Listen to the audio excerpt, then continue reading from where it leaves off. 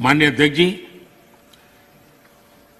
जो लोग इतनी बातें करते हैं, सरकार इतने सालों तक चलाई है, मैं ये नहीं मानता उनको किसानों की दिक्कत का पता नहीं था या उनको समझ नहीं थी।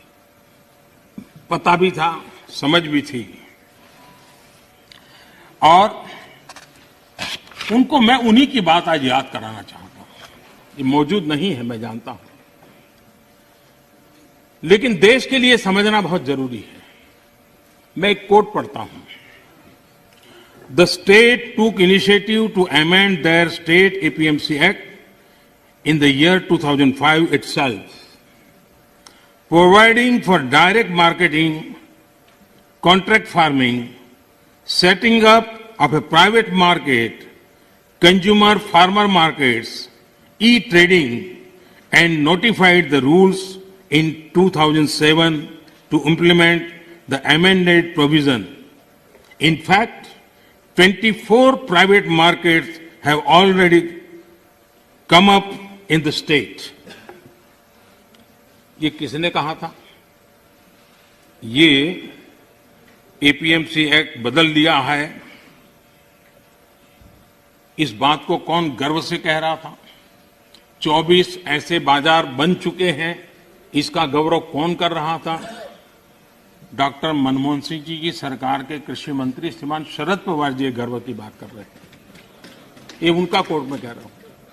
अब आज एकदम से उल्टी बात कर रहे हैं, और इसलिए शक होता है कि आखिरकार आप किसानों को भ्रमित करने के लिए रास्ता क्यों चुना है?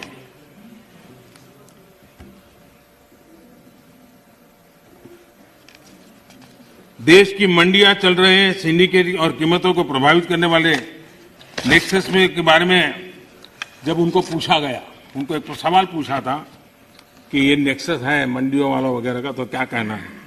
तो शरद पवार का एक दूसरा जवाब है, वो भी बड़ा इंटरेस्टिंग है। उन्होंने कहा था, किसानों के बचाव के लिए ही तो एपीएमसी रिफॉर्म को प्रमोट किया जा रहा है, ताकि किसानों को एपीएमसी मंडियों का विकल्प मिले।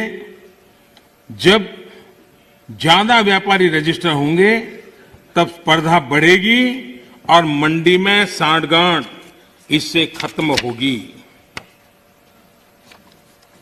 ये बात उन्होंने कही है, और इसलिए मैं समझता हूं कि इन बातों को हमने समझना होगा।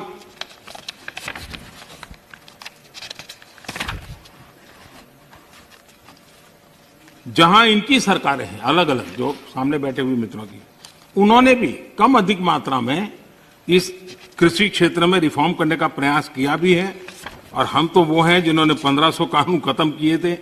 हम प्रोग्रेसिव पॉलिटिक्स में विश्वास करते हैं, हम रिग्रेसिव पॉलिटिक्स में जाना नहीं चाहते हैं, और इसलिए, और भोजपुरी में तो एक कहावत है, कुछ लोग ऐसे हैं, भोजपुरी में कहावत है, ना खेलब ना खेल देव, खेल में बिगाड़ब। न खेलूंगा न खेलने दूंगा, मैं खेल को बिगाड़ के रखूंगा।